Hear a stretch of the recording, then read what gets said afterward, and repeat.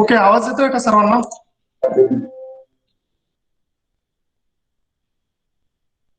Yes, sir. Is PPT visible? Yes, sir. Yes, sir. Okay.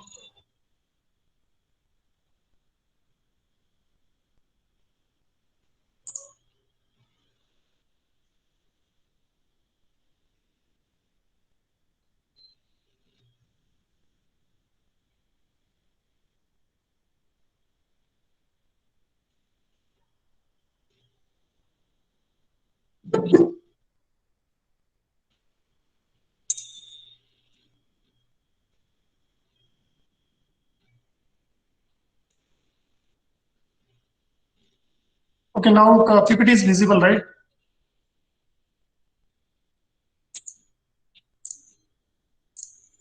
Can you see PPT? Yes, sir. Okay. So we will start our lecture. Right?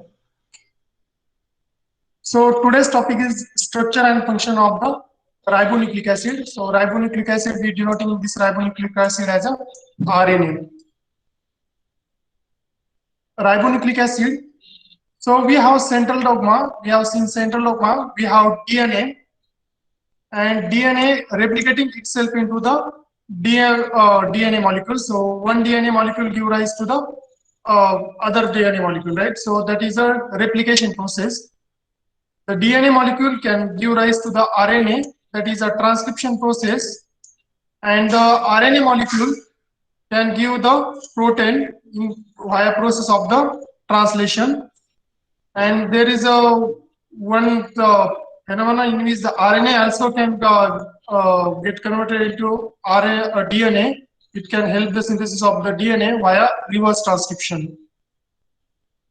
RNA is a polymer of ribonucleotides held together by the 3' 5' phosphodiester bond. So we already saw the ribonucleotides. So if we join this ribonucleotide together on one another, so we will get the polymer of ribonucleotide. So you can see here one ribonucleotide, second ribonucleotide. Likewise, they have joined, and we have this RNA molecule formed. So this one is a polymer of ribonucleotide, and they are two ribonucleotides are held together by the 3' 5' phosphodiester bridges. So here we have cell, and inside the cell we have nucleus. In the nucleus we have DNA molecule. So this DNA molecule is present in the nucleus. So we already saw DNA is a double-stranded molecule. So most of time in the cell it is in the form of double-stranded molecule, and here this DNA molecule, this unwind itself during the process of transcription. So here is a sense strand, and this one is a antisense strand.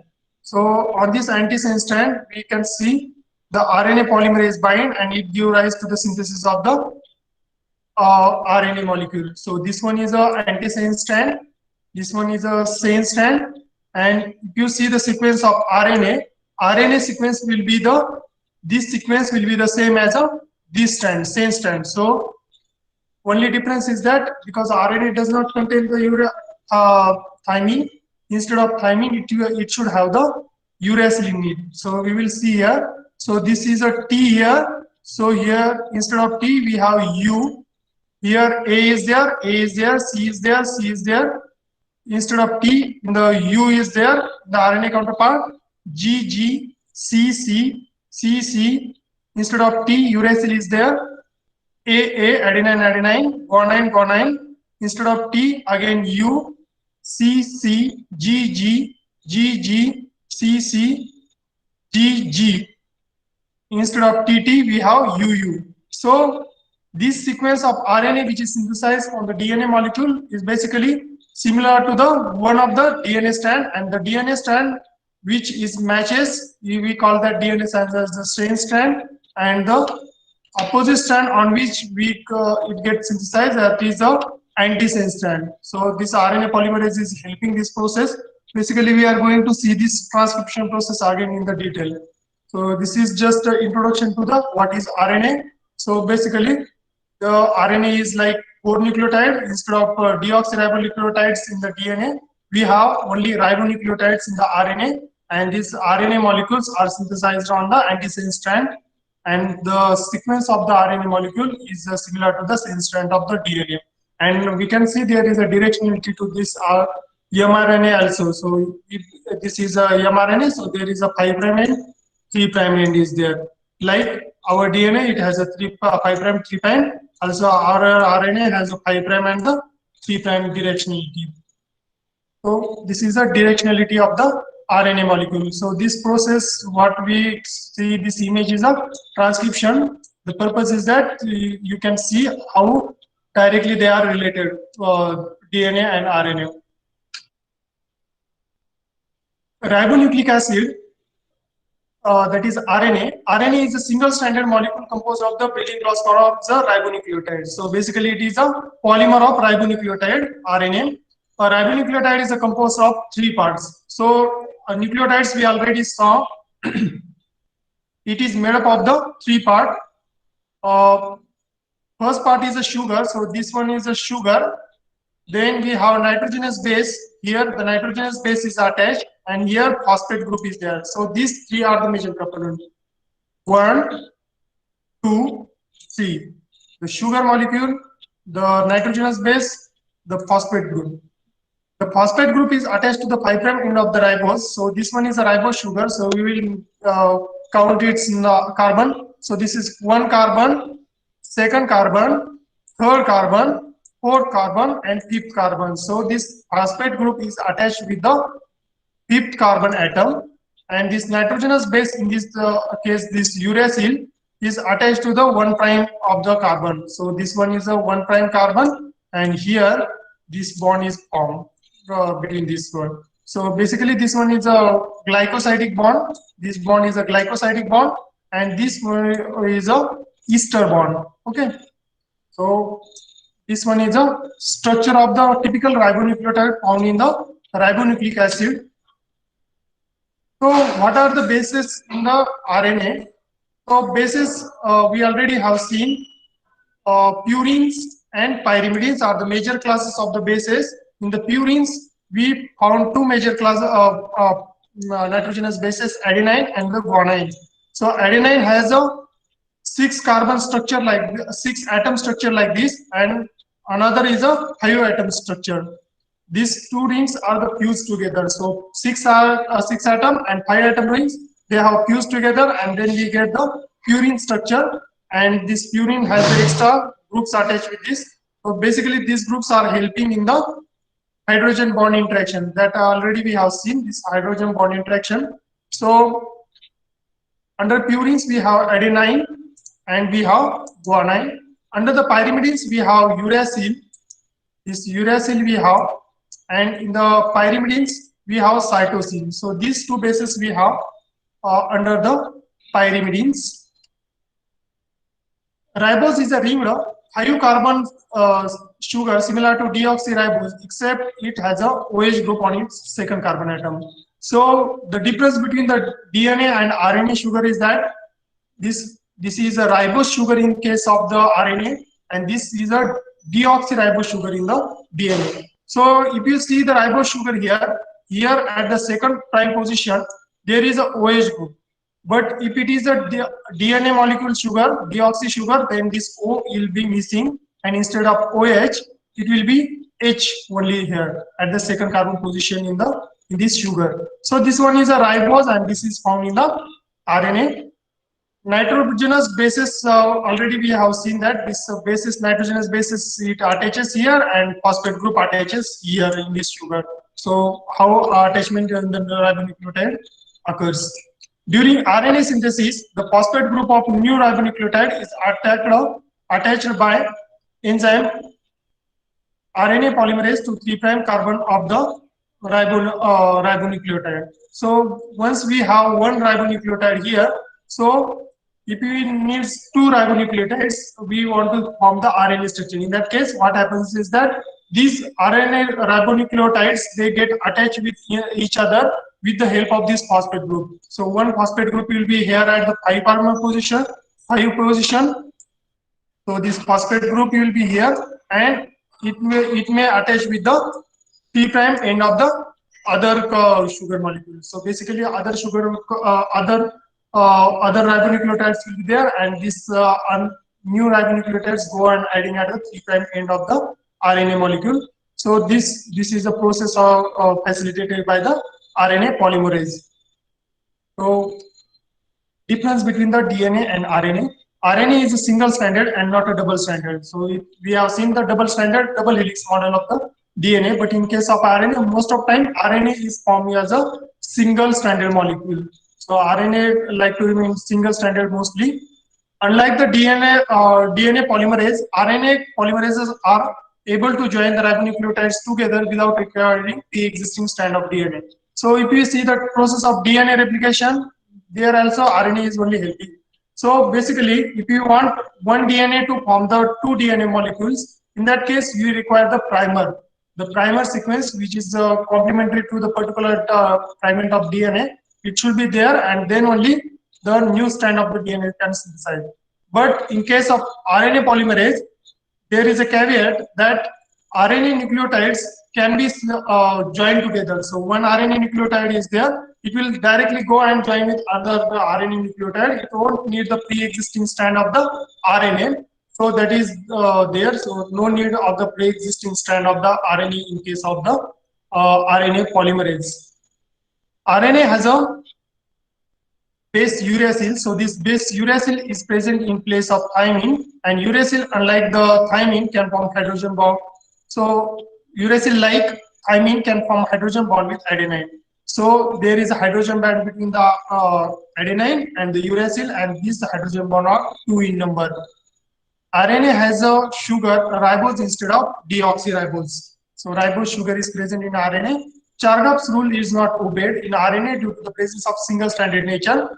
Thus, number of cytosine is not equal to guanine. So already we know that the RNA is a single-stranded, and Chargaff's rule is obeyed in case of the DNA because there are the complete double DNA is a double-stranded structure. The adenine, number of adenine in the one strand roughly matches with the number of thymine in the other strand. That is a Chargaff's rule.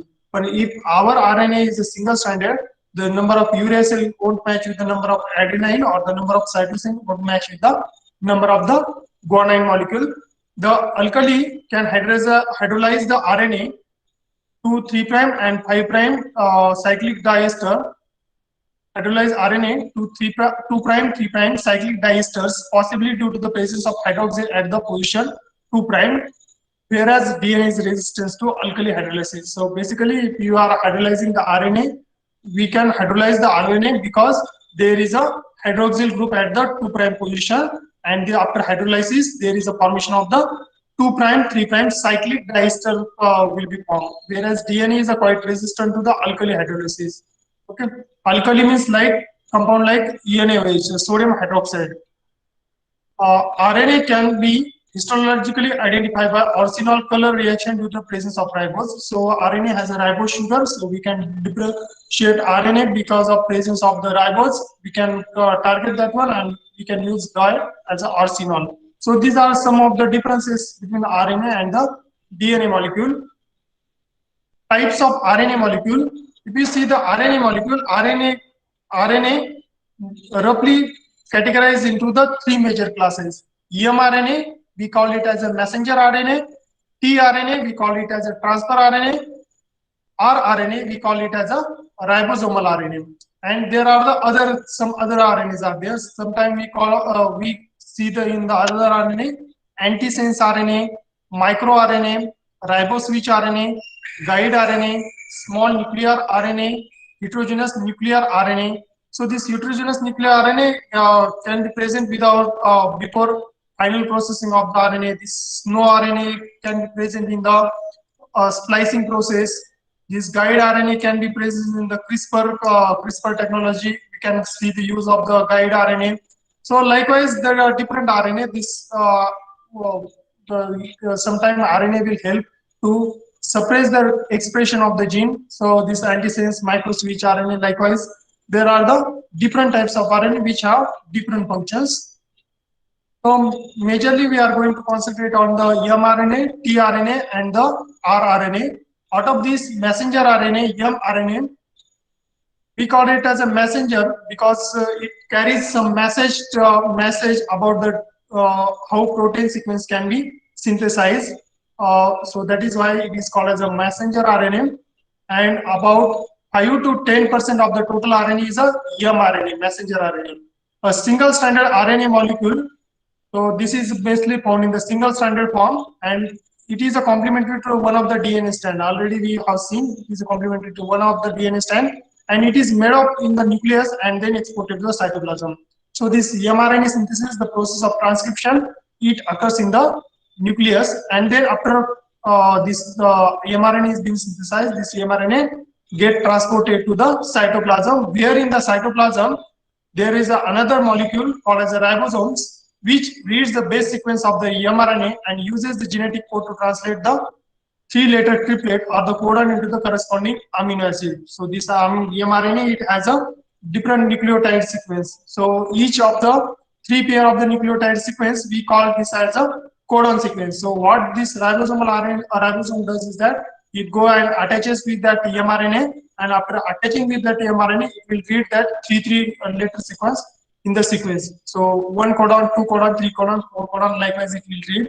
And for each codon, there will be the adding of the corresponding amino acid. And sometimes there will be stop codon, in which the process of the translation, it will stop. So amino acid adding process will be stopped there. So that is a function of the ribosome. And how this codon sequence determine the amino acid sequence? There is a table called as a genetic code table. So that helps in the determining the which amino acid is being coded by the particular codon. In turns, mRNA helps in determining the sequence of the amino acids in the protein. So that is why we call it as a messenger RNA. If you know, because particular sequence of amino acid gives the particular protein, and that particular protein will have the particular function in our body. Like hexokinase has a different function, whereas other enzyme aldolase has a different function. That is determined by the sequence and the number of amino acid present in the that protein. So basically, that will be ultimately determining the three-dimensional shape of the this protein and ultimately function of that protein. So mRNA helps in the determining the sequence of the amino acid in that protein. mRNA, eukaryotic mRNA is more stable with a longer half-life than prokaryote. So why this eukaryotic mRNA is more stable? Because this eukaryotic mRNA is capped at a 5' end by the 7-methylguanosine triphosphate. So once there is a mRNA synthesis from the DNA during the process of transcription, there is a post-transcriptional processing can also happen, in which there is a capping at the 5' end. Capping means 7-methylguanosine residue is being added to that mRNA. At the 3' end of the mRNA, there is a polymer of the adenylate residue. So polymer means after the mRNA molecule, there is a 22 to 50 nucleotides are being added at the poly A tail. So that is we call as a poly A tail. So if mRNA is being synthesized, it will have cap at the 5' end, and at the 3' end, it will have the tail, that is poly A tail. There are classes of the this other classes of the RNA we call as a microRNA, miRNA, or silencing RNA, which inhibit the gene expression via formation of the RNA-RNA hybrid with the target RNA. So sometimes we want to control the process of transcription, how much protein should be made. We want to control that one. So in that one, body has this regulatory RNA, we call it as a microRNA, and silencing RNA, which will go and bind with the particular mRNA synthesized, and it will go and attach with that mRNA, and after attaching, it will inhibit further process of this one. So this gene expression will be inhibited. So this sequence we already one time we saw this figure. So this one is a cell, nucleus. We have antisense RNA. We saw that this transcript is similar to this trans RNA, and basically the mRNA after processing it should look like this. So 5'2". So here is a 5' end, and here is a 3' end. it should look like this. So messenger RNA and RNA version of the gene that leaves the cell nucleus and move to cytoplasm.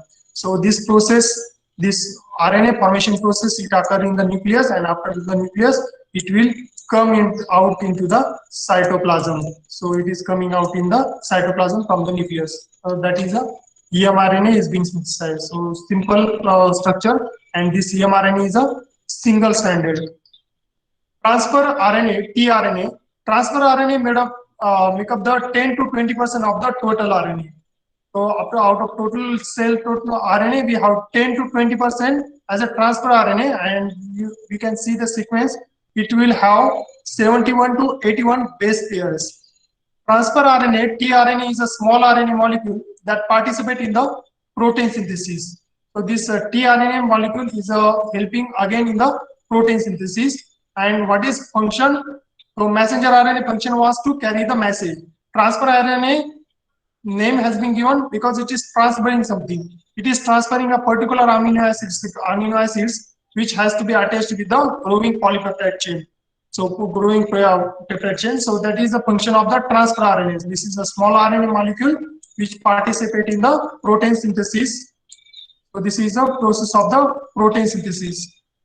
Each tRNA molecule has a two important region, trinucleotide region called as an anticodon, and the region for attaching a specific amino acid. So this tRNA molecule has an important region, trinucleotide region. So in the trinucleotide, we will see the structure of this one, tRNA. So this one is a anticodon region, and here this is anticodon, and this one is a amino acid attachment site. So each tRNA has a two important region, trinucleotide region called as a anticodon. Trinucleotide means this anticodon region is made up of three nucleotides, and the region specific for attaching the amino acid. In that region, at the 5' position, there is a attachment of the amino acid in that region is there. During the translation, each time an amino acid is added to growing chain of amino acid. So each time new amino acid is being added to the previous amino acid. tRNA molecule forms a base pair with a complementary sequence on the messenger RNA, mRNA molecule.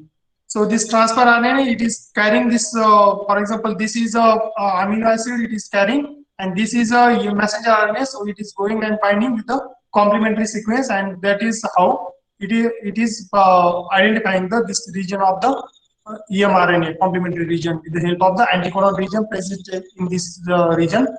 It ensures that appropriate amino acid is inserted into the protein. So because of this one, the appropriate amino acid can be inserted. So basically this one RNA, this tRNA is acting as a link between the transcription and translation. So after transcription, we have formed mRNA, and in the process of transcription, this tRNA is carrying this amino acid, this tRNA, and it is going and attaching with this mRNA, and it is facilitating the further process of the translation. That is the process of the protein synthesis. At least 20 species of the tRNA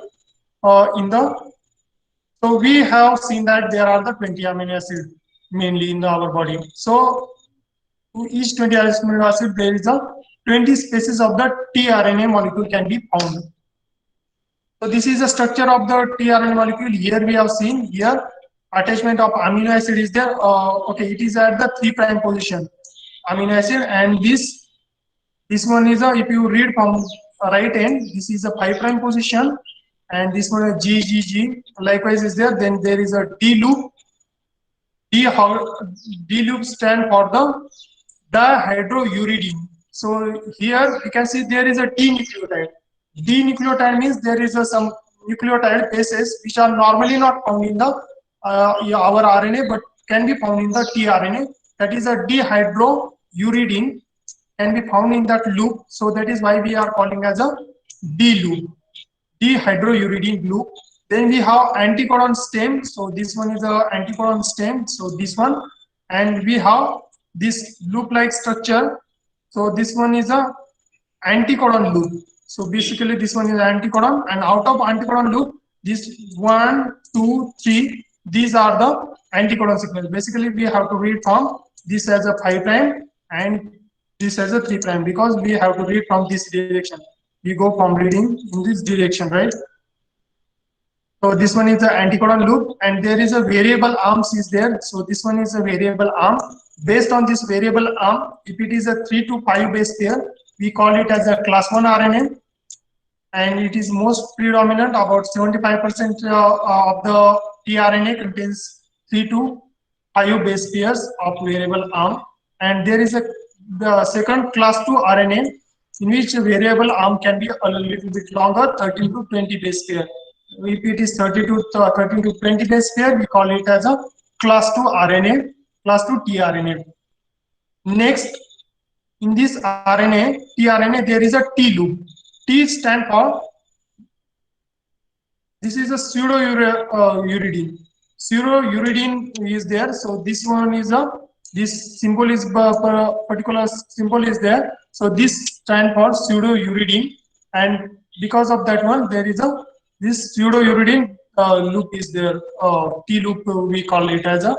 Then there is a acceptor stem, and if you go on this one measuring, so this one is a 5' end, and you can see at the 5' end there is a CCA.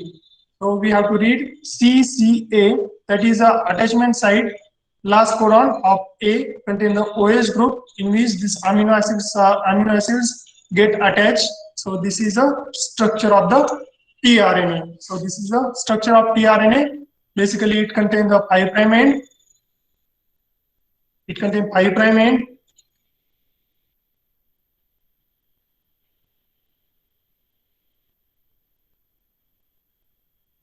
So structure of RNA, tRNA contains 5'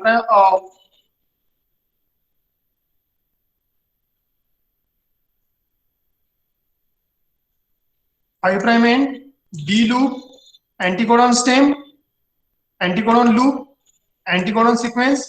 One position at the 5' is the oval position. It can add the different nucleotides. It can recognize different nucleotide in the mRNA codon. There is a variable loops. T loop is there. Acceptor stem is there. CCA sequence is there, and amino acid attachment site is there at the 3' position. So that is the structure of the tRNA. So tRNA, we are all time we are saying that it will recognize the mRNA codon sequence. So this one is a mRNA. So this is the mRNA. This is a 5' position. This is 3' position, and this is a simple ribonucleotides joined together. So here each 3 bases 1, 2, 3. We call it as a codon. So if you repeat 3 base pair ribonucleotides, each time we call it as a codon. And here, what happens is that this ribosome, it will come and bind with this region. Here it is binding, and in this binding region, the 3 codons will be recognized by these 3 AUG. For example, AUG is there coding for methionine, first amino acid in many cases. So this is being recognized by one of the tRNA. So first tRNA, it can recognize it one. This one again second. So already this growing polypeptide chain is there. So this on the growing polypeptide chain, you again want to attach the extra amino acid. So this amino acid we want to attach to this chain of the protein. So we will this amino acid can be attached with this chain in the process of the translation. So we will see it in the detail again. So basically this is a 3-dimensional structure like structure of the tRNA, and it contains anticodon CUC. So it should bound with the complementary. C should bind with the G, U should bind with the A, and C again should bind with the G. So in the mRNA. So that is during translation this process happens, and common ways to elicit. So we can show this tRNA as a space filling model like this on the left side. This is it also contains anticodon. We can show it as a ribbon-like structure. So like this structure we can show the anticodon. We can show anticodon loop. We can show T loop, D loop. So basically this is a flipped image to the image we have shown to you. So this is also a structure of tRNA. So this is a structure of tRNA. Next we have ribosomal RNA. So we saw that this we saw mRNA, we saw mRNA, then we saw tRNA is carrying this amino acid this amino acid to this tRNA is carrying this amino acid to that mRNA. But this process is, we saw that it is facilitated by the ribosomal RNA. So what is ribosomal RNA? Ribosomal RNA are the part of the ribosomes. About 66% of the ribosome is made up of the rRNA. So ribosomal RNA is there, and it is made up of small subunit, large subunit, and this large subunit contains the P side, peptide side, on the acceptor side, A side, P side, A side, and E side also will be there. That is exit side. So acceptor side will be new amino acid will be coming, and then the peptide side, the addition of new amino acid to the existing peptide chain will be going on. So this from the, so we are talking about the ribosomal RNA structure. It forms a complex three-dimensional structure that combines with the polypeptide to create the ribosome.